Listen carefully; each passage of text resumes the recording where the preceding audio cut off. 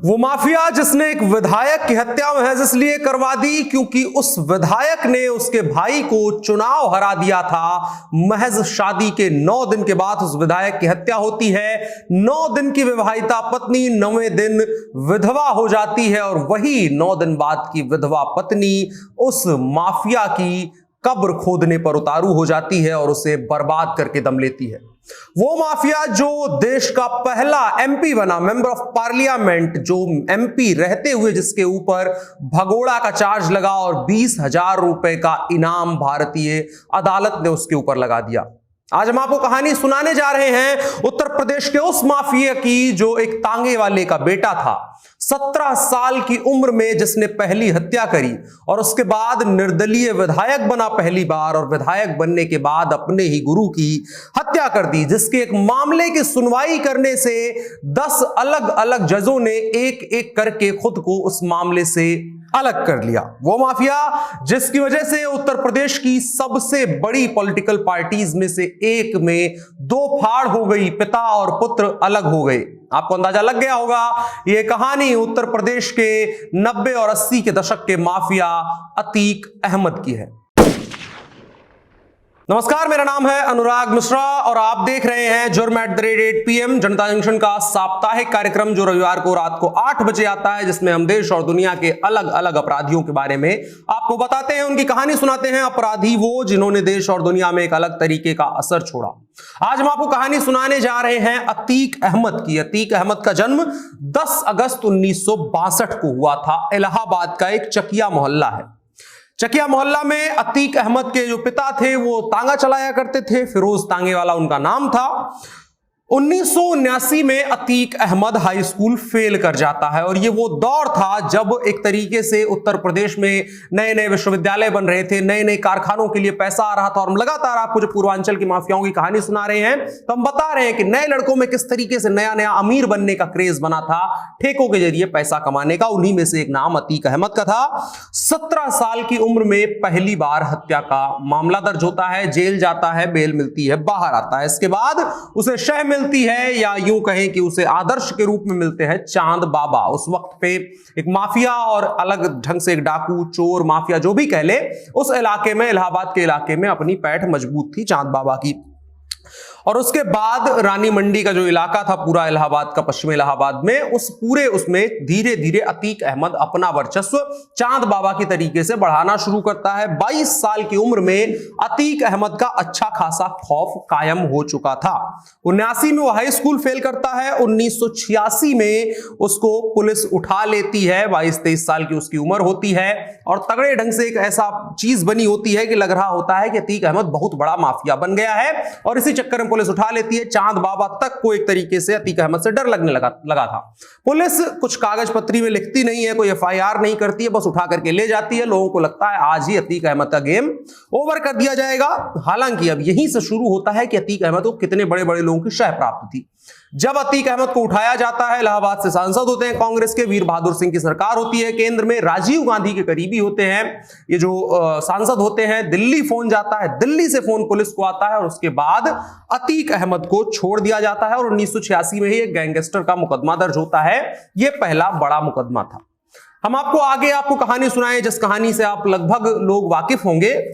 जो नहीं जानते हैं, राजूपाल हत्याकांड, जो एक तरीके से ऐसा कहा जाता है कि उस हत्याकांड के बाद अतीक अहमद की जिंदगी और पूरा राजनीतिक करियर या जो भी पद प्रतिष्ठा थी उसके पास, वो सब कुछ बर्बाद हो गया। लेकिन उसके पहले थोड़ा सा एक नजर डाल लेते हैं उसके चुनावी करियर पर। चुनावी करियर पर अगर नजर डालें तो 5 बार विधायक रहा है अतीक अहमद। 1989 में पहली बार इलाहाबाद पश्चिमी से निर्दलीय नामांकन करता है और चुनाव जीत जाता है। उसके बाद चांद बाबा को हराता है। चांद बाबा जिनके बारे में हमने आपको शुरू में बताया कि गुरु लगभग थे अतीक अहमद के, और इसके अलावा चांद बाबा को आदर्श के रूप में इलाके के माफिया नए लड़के देखते थे, तो उसी तरीके से अतीक अहमद भी देखता था। चांद बाबा इसके खिलाफ चुनाव लड़ता है, दोनों के बीच चुनाव होता है और उसके बाद चांद बाबा चुनाव हार जाता है, अतीक अहमद जीतता है। चांद बाबा की हत्या उसके बाद हो जाती है और ये पहला ठप्पा था अतीक अहमद की माफियाई पर, माफियाई सल्तनत पर, कि अब इलाहाबाद का इलाका उसका है। चांद बाबा से इलाका अब अतीक भाई का हो गया था, अतीक अहमद। इसके बाद 1991 और 93 में निर्दलीय एक बार फिर से विधायक बनता है, उत्तर प्रदेश की विधानसभा में जाता है। 1996 में समाजवादी पार्टी, जिसके ऊपर हमेशा से आरोप लगता रहा है माफियाओं को शरण देने का, उसको भी शरण देती है और 1996 में वो सपा के टिकट पर विधायक बनता है। उसके बाद सपा छोड़ता है। 1999 में प्रतापगढ़ से, जो राजा भैया का इलाका है, वहां से अपना दल के टिकट पर चुनाव लड़ता है, हार जाता है। इसके बाद फिर अतीक अहमद को समझ में आ गया कि इधर उधर दाल नहीं गलेगी, चलो घर वापस चलते हैं। 2002 में इलाहाबाद पश्चिमी सीट से एक बार फिर से चुनाव अपना दल के ही टिकट पर लड़ता है। अपना दल पहली बार वहां से विधायक बनता है। वो अपना दल के टिकट पर पश्चिमी इलाहाबाद से, इससे पहले निर्दलीय विधायक रह गया था और अपना दल भी शुरू हो रही थी। सुनीलाल पटेल की आपको कभी कहानी सुनाएंगे, तो सुनीलाल पटेल कभी खुद चुनाव नहीं जीत पाए थे, लेकिन अतीक अहमद की बड़ी मदद मिली थी शुरू में संगठन बनाने में। खैर, इसके बाद फिर विधायकी से मन उबता है और इसके बाद इसका मन होता है कि अब दिल्ली की तरफ देखा जाए। हर माफिया के साथ ऐसा ही होता है, पहले वो छोटा माफिया बनता है, फिर बड़ा माफिया धीरे धीरे पैर पसारता है, फिर विधायक बनता है। विधायक बनने के बाद वो दिल्ली का रास्ता देखता है, उसकी वजह जो भी हो, जो भी उसकी वजह होती हो। इसके बाद 2004 में वो लोकसभा का चुनाव लड़ता है सपा के टिकट पर। फूलपुर से सांसद बन जाता है, जहां से सांसद कभी हमारे उत्तर प्रदेश के जो डिप्टी सीएम हैं केशव प्रसाद मौर्य हुआ करते थे। आगे आपको कहानी सुनाएंगे, केशव प्रसाद मौर्य के साथ भी इसका थोड़ा सा रिफ्ट की कहानी है। खैर, वो फूलपुर से सांसद बनता है। इलाहाबाद पश्चिमी सीट खाली होती है। अब कायदे से तो यहां से ये होना था कि अतीक अहमद की माफियाई सल्तनत जो थी उसमें और ज्यादा बढ़ोतरी होनी थी, लेकिन यहां रुकने की बारी होती है। यहीं से अतीक अहमद की बर्बादी की पटकथा लिखी जानी शुरू होती है। इलाहाबाद पश्चिमी सीट खाली होती है, अतीक अहमद का दबदबा होता है, सभी को यकीन था कि अतीक अहमद जीत जाएगा। अतीक अहमद का एक करीबी हुआ करता था राजू पाल, बसपा उसको टिकट देती है। अतीक अहमद अपने भाई अशरफ को वहां से चुनाव लड़ाता है, जिसका पूरा नाम खालिद अजीम था। वहां से चुनाव लड़ाता है, बसपा से राजू पाल को टिकट मिलता है। 4000 वोटों से राजू पाल इसके भाई अशरफ उर्फ जो है खालिद जमील को चुनाव हरा देता है, खालिद अजीम को। और अतीक के भाई को चुनाव हराने का मतलब था कि अतीक के घर में बैठ करके अतीक को चुनौती देना, और चुनौती ही नहीं देना बल्कि एक मोर्चे पर उसको हरा देना। हर माफिया को यह बात खटकेगी जो सिर्फ बाहुबल के दम पर ही चल रहा हो और उसके बाद राजनीति की गठजोड़ कर रहा हो, और राजनीति में अगर वो चुनाव हार जाए तो उस तरीके से उसकी डेंट लगता है। तो ये छोटा डेंट था। अतीक अहमद बौखलाता है और बौखलाहट में लोग ऐसी गलतियां करते हैं जो जिंदगी बर्बाद कर देती है, और कमोबेश अतीक के साथ भी यही हुआ। अब आती है जो अतीक के जिंदगी की सबसे खास कहानी है, राजू पाल मर्डर। अक्टूबर 2004 में राजू पाल विधायक बनते हैं अतीक के भाई अशरफ को हरा करके। नवंबर में, उसके बाद जैसे अक्टूबर बीतता है सिलसिला शुरू हो जाता है, क्योंकि अतीक के गैंग में एक तरीके से खलबली मची हुई थी। नवंबर में राजू की ऑफिस के बाहर, राजू पाल के ऑफिस के बाहर, बसपा के विधायक के ऑफिस के बाहर हमला होता है, बमबारी होती है बाकायदा। वो एक दौर था जब वहां उत्तर प्रदेश में सिर्फ बंदूकें नहीं गरजती थी, बाकायदा बम गरजा करते थे, बम के धमाके हुआ करते थे। हमला होता है, बच जाते हैं। दिसंबर में गाड़ी पर फायरिंग होती है, एक क्वालिस गाड़ी हुआ करती थी, उस पर फायरिंग होती है, फिर भी राजू पाल बच जाते हैं। राजू बाकायदा ये जगह जगह पर स्वीकार कर चुके थे, पुलिस को बता चुके थे कि हमको खतरा है अतीक अहमद से, लेकिन चूंकि उस वक्त पर मुलायम सिंह की सरकार थी और मुलायम सिंह मजबूत भी थे, समाजवादी पार्टी मजबूत थी, तो कुछ खास सुना नहीं जाता है। 25 जनवरी 2005 वो मनहूस तारीख आती है जिस रोज राजू पाल का मर्डर होता है। राजू पाल एक मुर्दा घर से वापस आ रहे थे, कुछ मामला था, वहां गए हुए थे, वहां से निकलते हैं। 2 गाड़ियों का काफिला होता है, एक गनर उनके साथ होता है, उनके कुछ दोस्त होते हैं। गाड़ी आगे बढ़ती है, भीड़ भाड़ भरे एक इलाके में पहुंचती है, और वहां पर अचानक से चारों तरफ से उस भीड़ वाले इलाके में उस गाड़ी पर फायरिंग होनी शुरू होती है। तकरीबन 25 लोग, राइफल, पिस्टल, कट्टा, तमंचा, जो भी जिसके हाथ में था, बाकायदा वहां पर फायरिंग होती है। कई मिनट तक वहां पर लगातार फायरिंग होती रहती है। आसपास के लोग बदहवास ये समझ नहीं पाते हैं कि यहां क्या कुछ हो रहा है। फायरिंग की तड़तड़ाहट कम होती है, गुंडे भागते हैं। इधर से राजू पाल को गाड़ी में से निकालते हैं लोग और टेंपो में बैठा करके लेकर जाने लगते हैं। तो उन गुंडों को लगता है कि अभी भी राजू पाल मरा नहीं है। गुंडे एक बार फिर से टेंपो का पीछा करते हैं, हमला किया जाता है, फायरिंग होती है। कुल 19 गोलियां लगी होती हैं। अस्पताल ले जाया जाता है, डॉक्टर वहां पर मृत घोषित कर देते हैं। जब राजू पाल का पोस्टमार्टम होता है तो 19 गोलियां लगी होती हैं। अब ये कहानी हुई राजू पाल मर्डर की। अब इस तरह कहां से शुरू होता है अतीक अहमद का खात्मा। राजू पाल ने शादी की थी अपनी हत्या के 9 दिन पहले। एक महिला थी पूजा, फिर बाद में उनका नाम पूजा पाल हुआ। उसी अस्पताल में जिसमें कुछ वक्त के लिए राजू पाल भर्ती था, वहीं पर साफ सफाई का काम करती थी। बेहद गरीब घर से आती थी, पिता उसके पंचर बनाते थे। उससे वादा था राजूपाल का बड़ा पुराना, उसके बाद फिर उससे शादी करता है। विधायक बनने के बाद शादी के 9 दिन बाद हत्या हो जाती है। पूजा पाल सदमे में होगी, जाहिर सी बात है, लेकिन अब एक तरीके से इमोशनली वो सीट 2 हिस्सों में बंट जाती है। बसपा एक बार फिर से जब चुनाव होता है 2005 में, उसके बाद पूजा पाल को टिकट देती है। बसपा से चुनाव पूजा पाल तब हार जाती है क्योंकि एक तरीके से अतीक अहमद का डर इस कदर लोगों के दिमाग में बस गया था कि कोई खुल करके चुनाव नहीं दे रहा था, वोटिंग नहीं कर रहा था। और कहा जाता है जब पूजा पाल प्रचार करने जाती थी तो वो उनके हाथों में मेहंदी भी तब तक नहीं सूखी थी, चूंकि शादियों में लगाई जाती है, वो हाथ जोड़ती थी और अचानक से गिर पड़ती थी या रोने लगती थी। इस तरीके की घटनाएं हो रही थी। पूजा पाल चुनाव हार जाती हैं।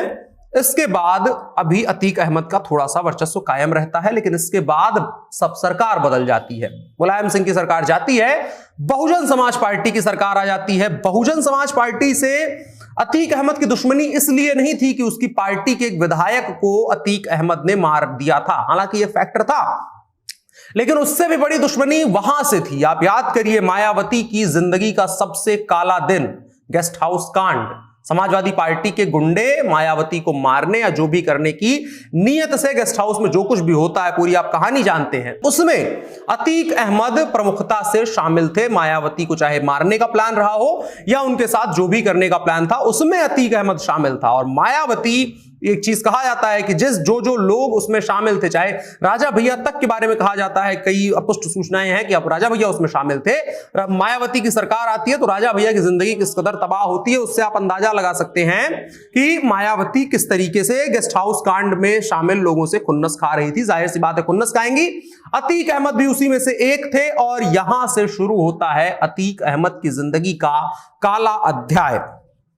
बीएसपी जब सरकार में आती है तब एक बार फिर से चुनाव होते हैं उत्तर प्रदेश में। राजू पाल की पत्नी पूजा पाल और अतीक अहमद के भाई अशरफ एक बार फिर से इलाहाबाद पश्चिमी की ही सीट से चुनाव मैदान में होते हैं, आमने सामने होते हैं। इस बार खेल पलट जाता है और पूजा पाल चुनाव जीत जाती हैं, अशरफ चुनाव हार जाता है। और जो मुकदमा लिखवाया गया था वो आपको बताना भूल गए थे, उसमें अतीक अहमद, जब पूजा पाल मुकदमा लिखवाती हैं जो राजू पाल हत्याकांड में, उसमें अतीक अहमद, अशरफ और इसके अलावा फरहान और आबिद की कहानी आप आगे जाकर के सुनेंगे आखिर में कि आबिद का क्या रोल उसमें रहा और बाद में किस तरीके से वो अतीक अहमद के काम आया और काम के बाद फिर नुकसान भी किया आबिद ने। हालांकि उसमें ये 7-8 नाम नामजद थे और उनमें से एक अशरफ का भी था और वो चुनाव हार जाता है। गेस्ट हाउस कांड में भूमिका थी, उस चीज को हमने बताया। और 2007 में जब सरकार बनती है बीएसपी की तो पूजा ने अशरफ को इलाहाबाद पश्चिमी सीट से हरा दिया। और इसी के बाद चूंकि अभी अतीक अहमद जो है वो सांसद थे, भगोड़े सांसद थे, और इसके बाद जगह जगह बड़ी छीछालेदर होती है, तमाशा मचने लगता है और बड़ी आलोचना होने लगती है जब चुनाव हारता है सिर्फ। इसके बाद एक तरीके से मान लिया जाता है कि अतीक अहमद अब कमजोर हो चुका है और इन्हीं तमाम चीजों के चलते मुलायम सिंह अतीक अहमद को साल 2007 में समाजवादी पार्टी से बाहर कर देते हैं। इधर जगह जगह छापेमारी हो रही थी अतीक अहमद को लेकर के, अतीक अहमद का कोई नामो निशान नहीं था। और एक रोज ये सूचना आती है कि अतीक अहमद जो है वो दिल्ली में है। ये सूचना दिल्ली पुलिस को मिलती है, यूपी पुलिस के पास ऐसी कोई सूचना नहीं थी। उत्तर प्रदेश जो सरकार थी मायावती की, उत्तर प्रदेश पुलिस, उसने एक तरीके से बनाया था, एक गैंग का नाम दिया था IS इंटरस्टेट 227। ये अतीक अहमद के गैंग का नाम था। इसमें 120 मेंबर थे और ये गैंग का नाम रख करके इसके खिलाफ पूरी चार्जशीट बनती है। पूरे देश में हाई अलर्ट जारी हुआ रहता है, संपत्तियां कुर्क हो रही होती हैं। इस तरफ अतीक अहमद की जो अवैध तरीके से कब्जाई हुई संपत्ति रहती है दिल्ली। और अब यहां से एक चीज थी कि अतीक अहमद को भी ये चीज पता था कि अगर उत्तर प्रदेश वो जाता है तो उत्तर प्रदेश पुलिस उसका बाकायदा एनकाउंटर करेगी, क्योंकि मायावती का जो एक्शन मोड था वो सब लोग देख चुके थे और किस तरीके से वो अलग अलग अपराधियों को निपटा रही थी, चुन चुन करके मारा जा रहा था। अतीक अहमद को भी पूरा अंदाजा था कि यूपी गया, यूपी पुलिस के हाथ लगा तो गेम उसका ओवर हो जाएगा। इसीलिए वो उसके बारे में फिर खबर आती है। हालांकि अब वो दो उसकी कहानियां हैं कि दिल्ली के पीतमपुरा के एक अपार्टमेंट से दिल्ली पुलिस उसको गिरफ्तार करती है। दूसरी ये इसकी जो वर्जन है, इसकी कहानी है, वो ये है कि अतीक अहमद ने खुद ये चीज जाकर के बताई थी, मतलब ये सूचना दिल्ली पुलिस तक पहुंचाई थी कि हमको गिरफ्तार कर लिया जाए दिल्ली में, ताकि हम उत्तर प्रदेश पुलिस के सामने डायरेक्ट जाने से बच जाएं। हम यहां से रिपोर्ट भले किए जाएं लेकिन हम डायरेक्ट पकड़े ना जाएं, इसलिए हम एनकाउंटर से बच जाएंगे। और ये मामला होता है और यहां से ये जो पूरा साल चलता है ये दरमियान रहता है, 2007 में अशरफ चुनाव हारता है या 2004 में जो मर्डर होता है 5 में, उसके बाद एक तरीके से बर्बादी शुरू होती है और इस पर अंतिम जो मुहर लगती है 2007-8 के वक्त में, जब ये अतीक अहमद को पीतमपुरा से गिरफ्तार किया जाता है और यूपी पुलिस को दे दिया जाता है और मायावती की सरकार होती है और बर्बादी पूरी तरीके से हो जाती है।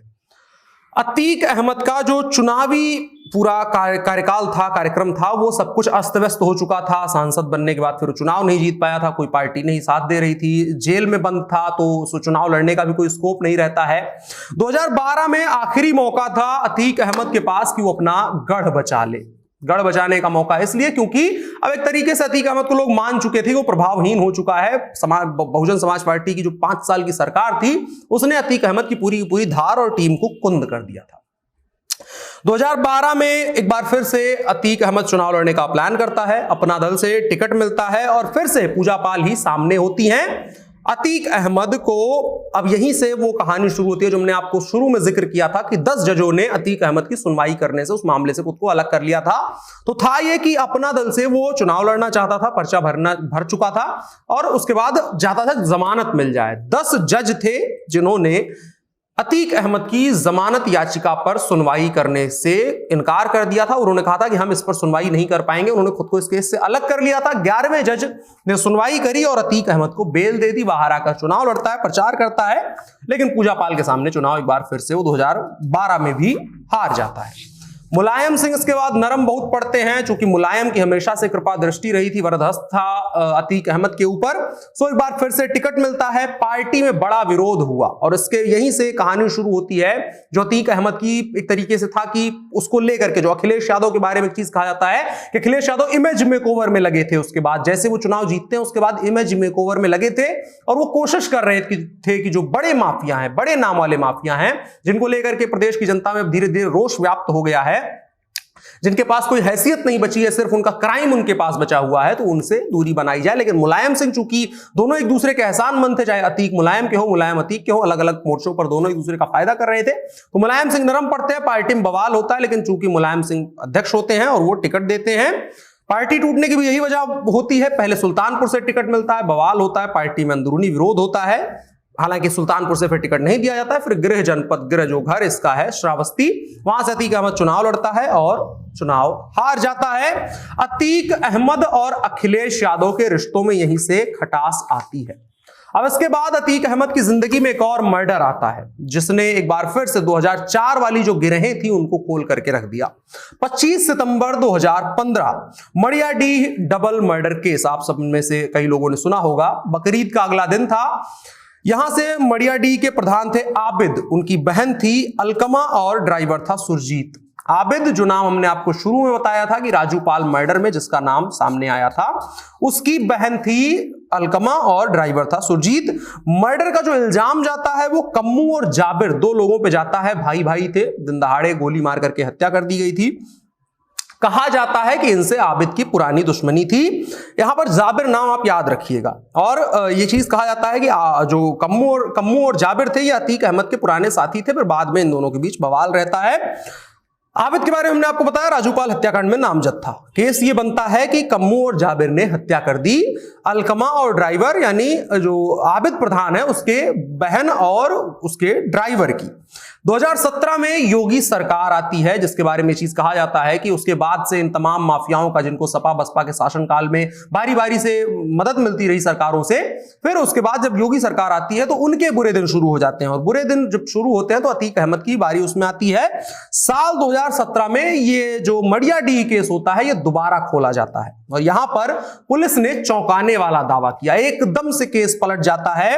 आबिद प्रधान, जिसकी बहन थी अलकमा और ड्राइवर था सुरजीत, उन दोनों की हत्या का आरोप कम्मू और जाबिर पर लगा था। लेकिन जो यूपी पुलिस का नया दावा होता है उसके मुताबिक आबिद प्रधान ने खुद अपनी बहन और ड्राइवर की हत्या करवाई थी और इसमें अतीक और उसका भाई जो राजूपाल हत्याकांड में नामजद था अशरफ, वो फिर से साथ देते हैं। तो ये जो राजूपाल हत्याकांड वाले नाम होते हैं एक बार फिर से इस हत्याकांड में भी आकर के मिल जाते हैं। अब इसकी वजह क्या थी, क्यों ऐसा उल्टा केस बनवाया गया दबाव में ला करके, या जैसे भी कहा जाए। 15 में चूंकि सपा सरकार थी तो उतना तो चलता ही था अतीक का। इसलिए करवाया गया चूंकि जाबिर के बारे में यह निकल गया था कि वो बसपा से चुनाव लड़ने वाला था, और अगर ऐसा होता चुनाव वो लड़ता तो अतीक अहमद की जो थोड़ी बहुत बची खुची राजनीतिक साख थी वो दांव पर लगी हुई थी और वो खत्म हो सकती थी। इसीलिए उसको क्रॉस केस में फंसवा करके चाहता था कि उसको जेल भेज दिया जाए और मामला खत्म हो जाए।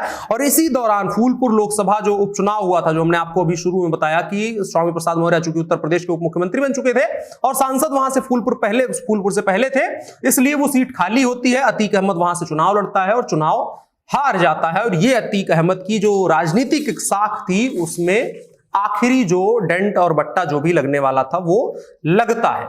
ये तमाम कहानी थी। इसके अलावा अभी जो बीते कुछ सालों में 2-3 सालों में जो अतीक अहमद के साथ हुआ है उसमें यही हुआ है, सैकड़ों करोड़ की उसकी संपत्ति जो है वो जब्त की गई है, बर्बाद की गई है, और उत्तर प्रदेश पुलिस ने अवैध कब्जे के जो किए गए थे अतीक अहमद के द्वारा उनको हटाया है। अभी लखनऊ में भी एक खबर आई थी कि अतीक अहमद की कुछ जमीनें थी जिन पर कब्जा किया था, पेट्रोल पंप वगैरह बनाया था, उनको भी हटाने की बात आई थी।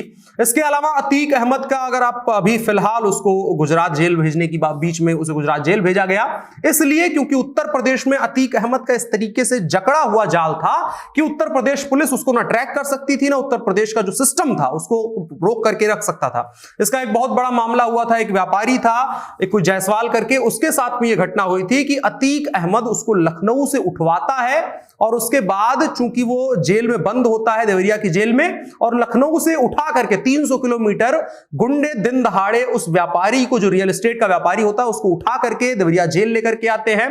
जेल प्रशासन की मौजूदगी में और उसकी शय पर योगी आदित्यनाथ की सरकार में, जिसको कहा जाता है कि अतीक अहमद जैसों के लिए दुर्दिन लेकर के आ गई, उस सरकार में वहां से उठा करके उसको यहां लेकर के आया जाता है, मारा पीटा जाता है और उससे कुछ चेक पर साइन वगैरह कराए जाते हैं, उसकी पैसे वैसे उससे लूटने जाते हैं। यह जब मामला सामने आता है और वो जाकर के पुलिस में शिकायत करता है तो इसके बाद उत्तर प्रदेश पुलिस और सुप्रीम कोर्ट इस चीज को लेकर के संज्ञान लेती है और कहती है उत्तर प्रदेश की बस की बात नहीं है। फिर उसको अहमदाबाद साबरमती जेल में भेजा जाता है। कुल मिलाकर के कहानी यही थी। और उसके बाद अब अतीक अहमद जो है उसकी तबीयत काफी खराब रहने लगी है और तमाम चीजें हैं और अंतिम दिन चल रहे हैं उसके, ऐसा कहा जा रहा है। ये कहानी थी अतीक अहमद की। आपकी क्या राय है कमेंट बॉक्स में जरूर बताइएगा। हम हर हफ्ते आपको इसी तरह से कहानियां सुनाते रहेंगे।